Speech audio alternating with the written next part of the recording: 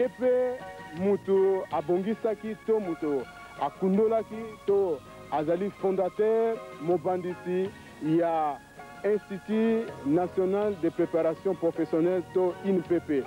Papa Kisoloke Lukelo ye azali mutu oyo azalaki mosali monene to président ya ba commission d'administration lokola na SCAM na ITEX Africa na Zaire Prince na Tisakin, na Inibra, na Miza, na Zaitec, na Sofide, na Covadis, na Elbena, pe bisika ndenge na ndenge. Ye Papa Kisoloke Lukelo atiki batras to bilembo na misala na ye kobanda na kati na lingomba to na kati ya mokili mwa biso mwa Zaire pambate azalaki moko ya baye oyo bakendaki na table ronde na Bruxelles pe azali elombe kati ya baye oyo basalaki nyonso po ete lipanda to indépendance ezwama na kati na mokili mwa biso mwa Zaire. Solo Papa Kisolokele Lukelo atikaki biso na nzoto wuta le 17 mars 1992 ndenge tolobaki yango kasi azali na biso elongo azali na bomoi na ntina na misala na ye pe na maloba na ye ezali komona na ete ye azali mutu ya ndenge mosusu azali na biso tango nyonso.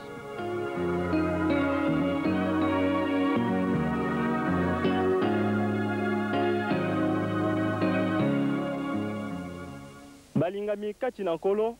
Nzambe aponaki Mose ete akende na Egypte abimisa bana ya Israel na bowumbu. Pharaon andimelaki likambo wana te. Kasi suka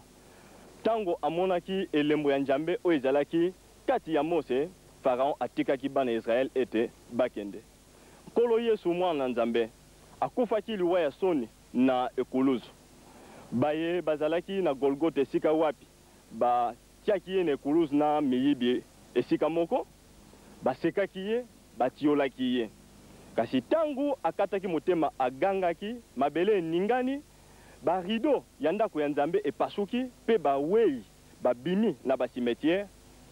baye bazalaki wana balobaki ete solo ajalaki Nzambe. Lolenge moko Paul oyo azali etende azalaki moko na baye bazali kobundisa liloba lya Nzambe.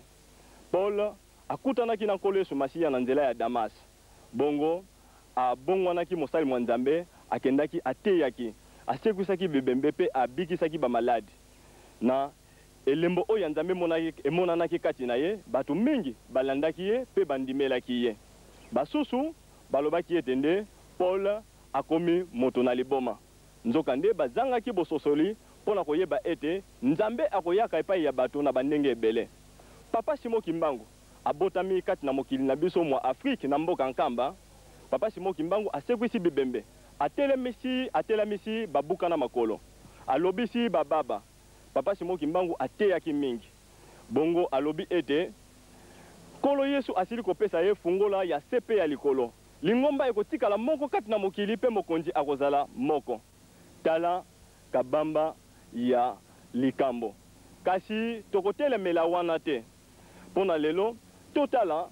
nini ezalaki koleka kati ya Papa Simo Kimbangu na mwana na ye Papa Kisolokele Lukelo. Pe mabomba minini ya Nzambe ezalaki kati ya Papa Kisolokele Lukelo. Pona yango mikro na biso elalaki te etambolaki pe tozwaki ba témoignage ebele. Tolanda sikawa mama diaconesse Yabwa ya zone Lingwala na Bukama pe papa diacre Elebe Kapala ya zone ya Kasavu. Na papa kulutu souvenir etikai na ngai mingi na koko tanga nyonso awa te me ba souvenir ezali ebele oyo tozalaka kokutana na papa tango papa za na bonzoto po na ngai so nalobi papa za na bonzoto po atiki nzoto me ye azali na biso me tango papa azalaki na bonzoto soki oyo oza na likambo na yo mpasi oye okomi epa na ye tango yo okomi kaka epa na ye olobi soki ate oza na baproblème yango ndenge nini tango yo olobeli ye obimi ozomona te osi otiki mokumba epa na ye osi ozwi biloko oyaki koluka yango ezala meme mpona mpasi ya nzoto ezala mpona mpasi ya bafamille to mpona problème na yo moko soki oye osengi epa papa abongiseli yo ntango yo okei omoni pe résultat na yango pona souvenir en tout cas natika na ba souvenir mingi ya papa ndenge nga naza koloba bwata bato ya libanda bayebi mpo papa baza kopona na bango te ozala mondimi te soki oye akoyamba yo mpe moto na moto ayebi eloko nini ayaki pa papa kosenga mpe papa abongiselaki yango.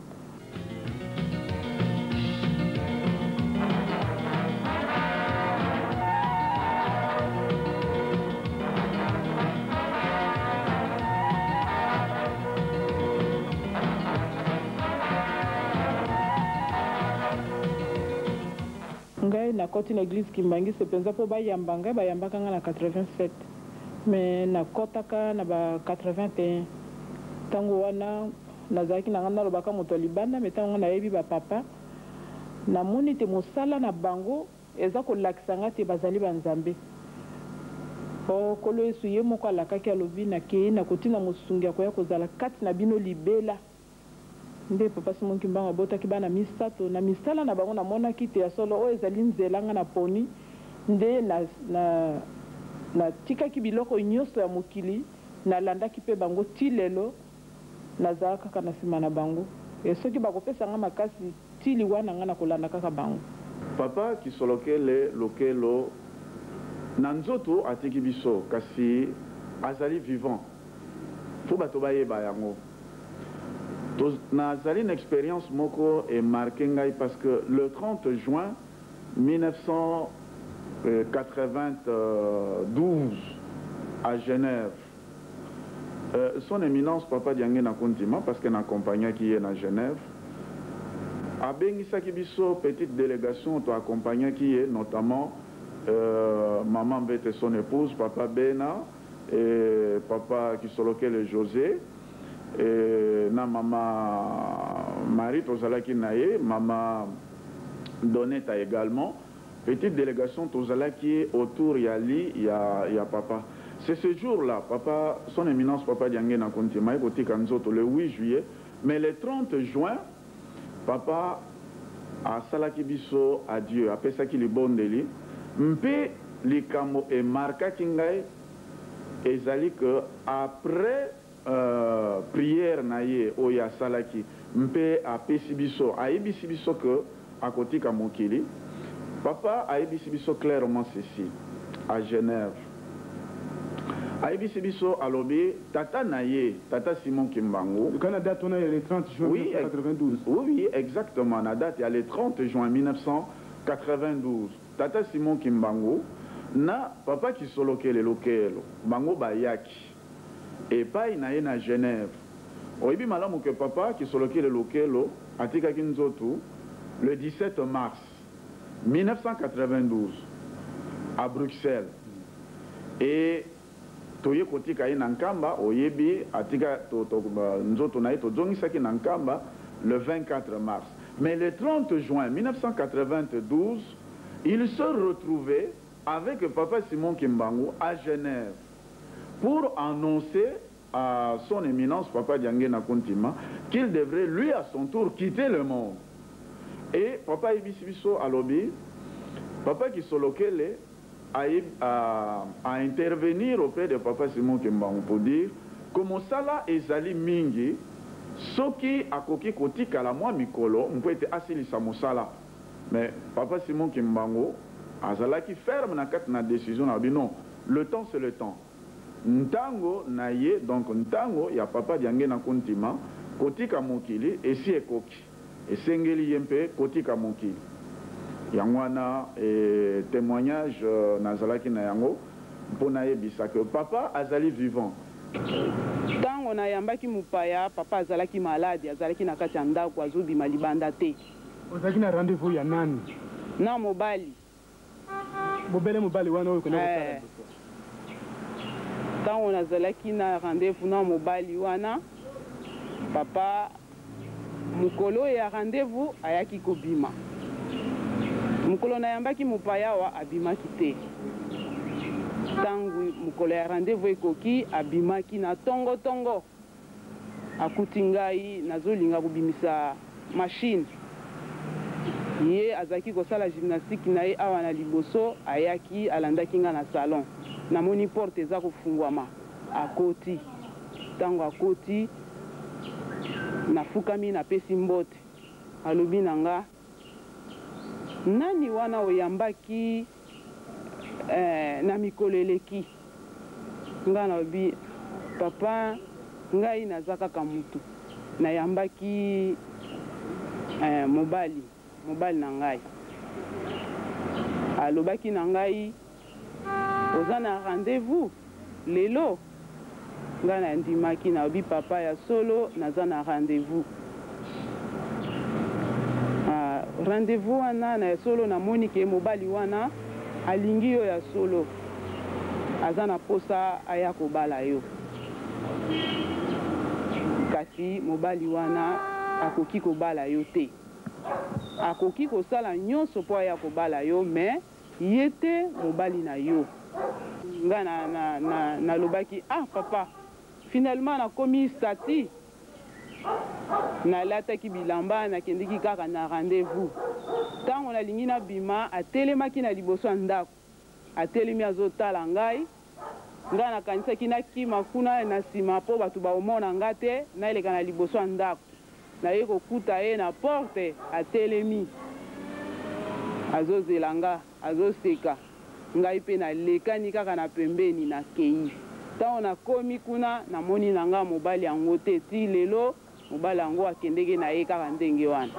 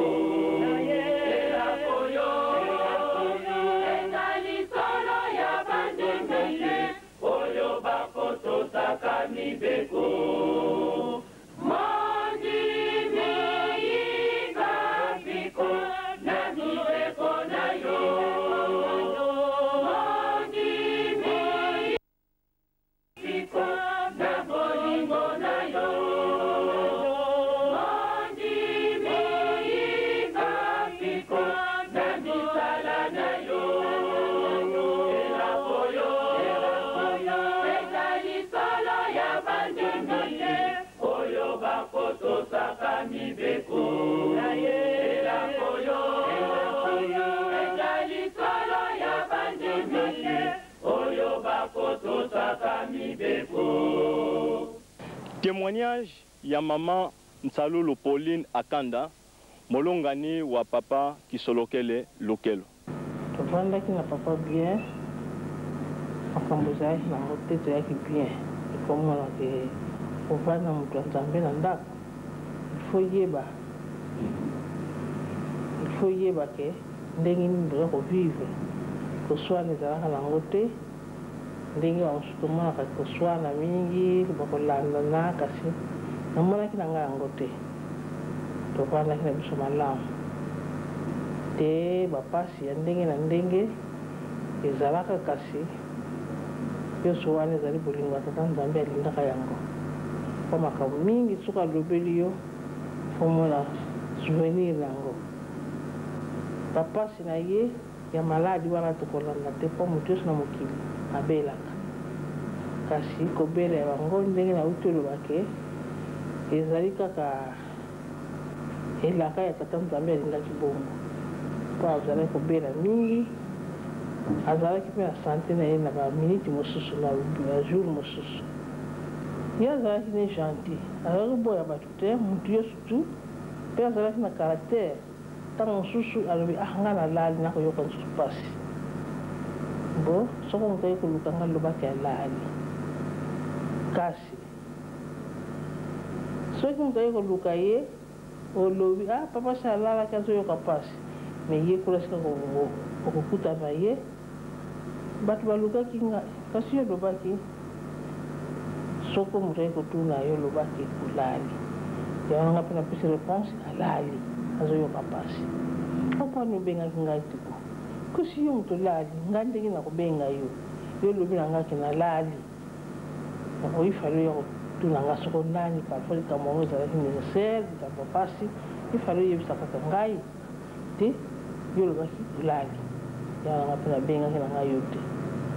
oti osalaka boye te bala mingi tozalaki kosala yango mpo soko alobi alali ye alingi kaka olamusa ye ezalaki volonté na ngai te kasi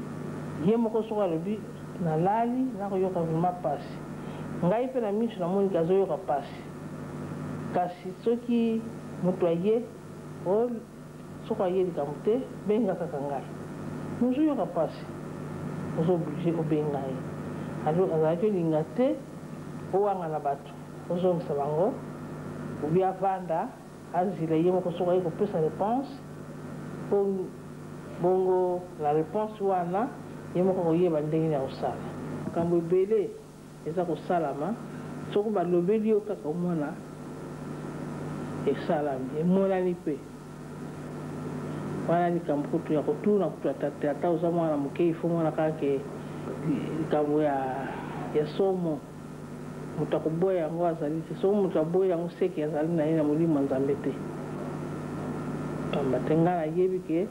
bapapa bazali vraiment banzambe mpona caractère na bango kaka na bizali na bango na mateyi oyo bapesaka biso mpe eke juste na makambo balobaki na bino mbula eleki mbula oyo bomoni yango ezali moyen ya koboya eza te sikawa témoignage ya mama Kisolokele Nteke Marianne mpe papa Kisolokele Christophe bango babale bazali bana ya papa Kisolokele Lukelo. Personnellement, en tant que moana, nakanisi témoignage ekoki kozanga te po mwana nyonso azalaka marke na likambo oyo tata na ye oto mama na ye asali eza par fanatisme te me nakanisi oyo bavivre na bapapa papa Kisolokele po bango bazalaki bango misato papa Kisolokele ye mwana liboso papa de alungana ye mwana mibale papa de ngenda kutima ye mwana misato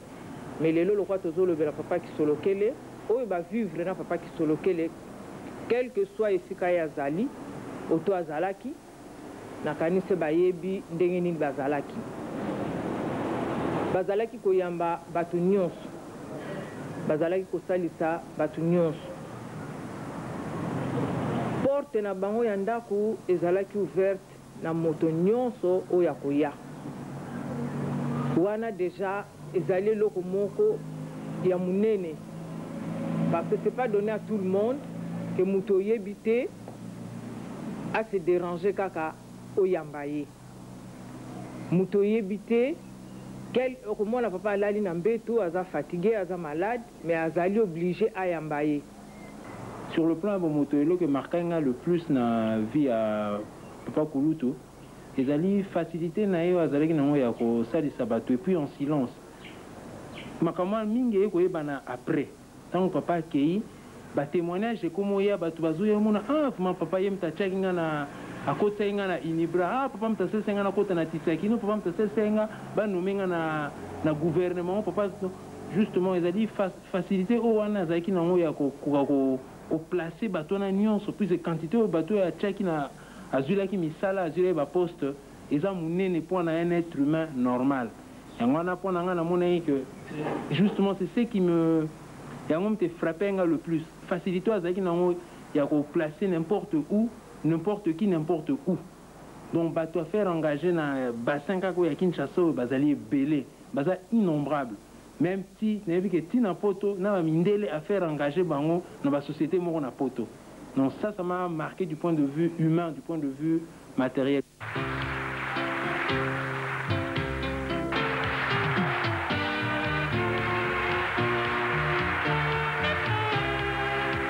Vie spirituelle nae toza komona aza koloba makambo ebele akoloba na bino par exemple nakocite exemple moko tovivaki awa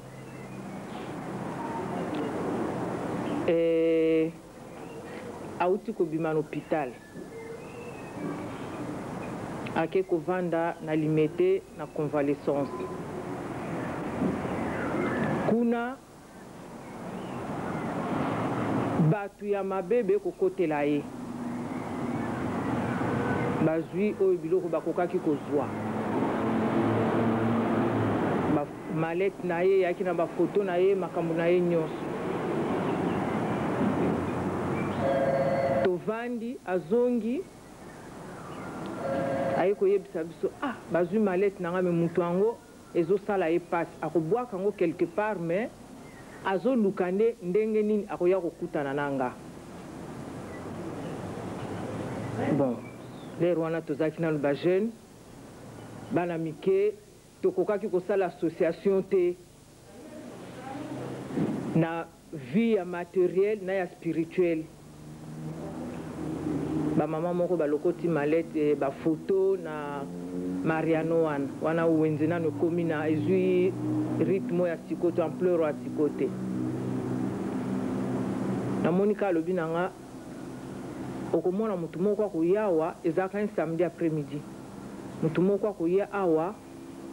mais sala de sorte que na libanda mutu azala te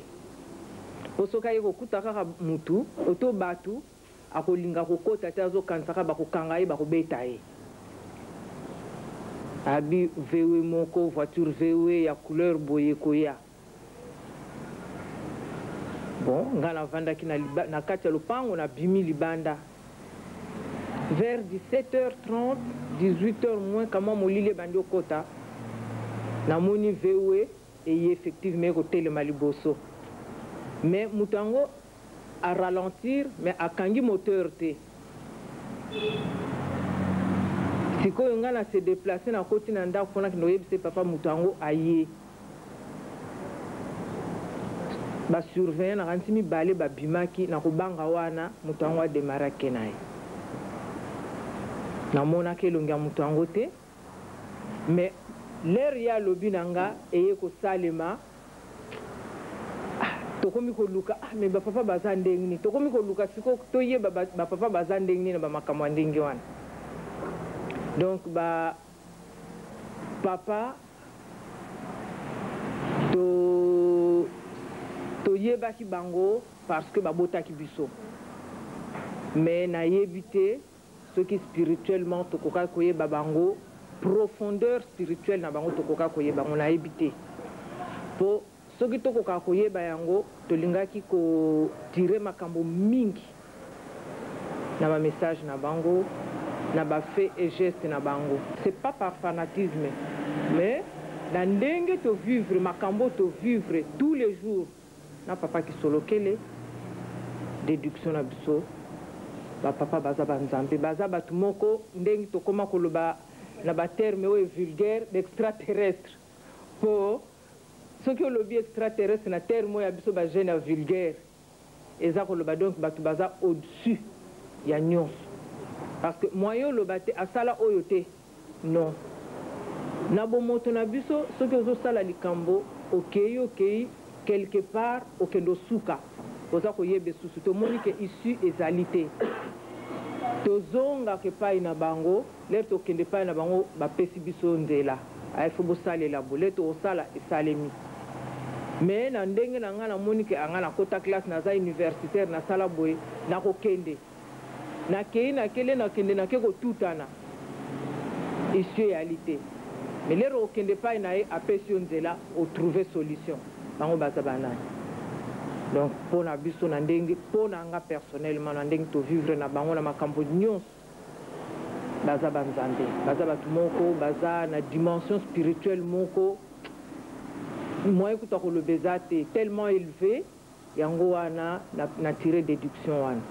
Le 4 avril 1981, je crois que année à inauguration il y a temple en Kamba. Juste une journée avant le départ, il n'y a pas Kulutu pour en Kamba. Alors, Mkolwana, tu vas vers 19h, tu vas aller papa, tu vas solo la nasimanda. Alors, Batumi balé baye, Bafukami, au mususu akangaki, au mususu na pantalon, neti muyibi boy. Donc à Memi à tout traîner, donc à tout ganga, toke à Memi écoute biso to. Ngana bainga ndamba kangi bayi a ucho yi bobin. Aya Fukami si eli bosa papa yi pas Fukami. Ti alobi papa vraiment pardon, aya sengi papa limbi sande na eno muto boye. Kasi muto yo ye muto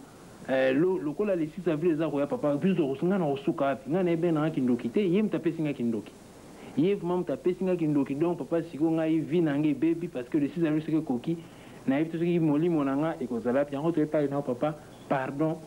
fungula ngai singo tatu atela ko kanga ngai papa tune ba on se ba azul apesela ki on ndengi nini ya bina lipa bon papa meki ko solana o mususu si finalement papa alobina o mususu que alobana ye o ya memaki wano apesa ki kindoki afungule sur place. Si tata ntanga yoki ndengwana lobi fungula o musazo ngolo bate alia alingi kuti ko beta ye na misnanga.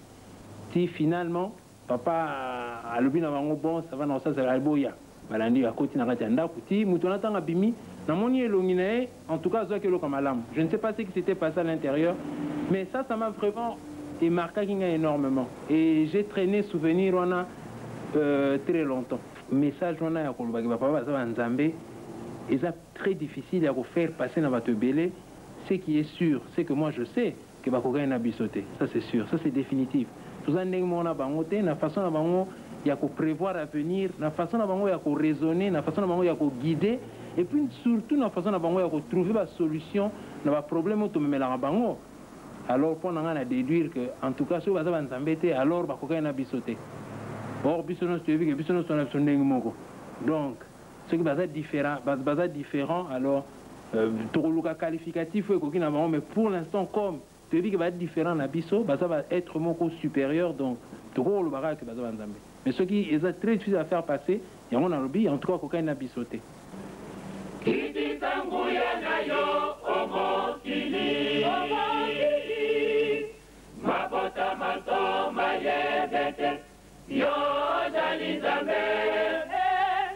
Vitumba maladi njala eye libisose Kiti tanguya nayo mabota mayo kana Kiti tanguya nayo omokili mabota maso mayebete yo jalindambe Vitumba maladi njala eye libisose Kiti tanguya nayo mabota mayo kana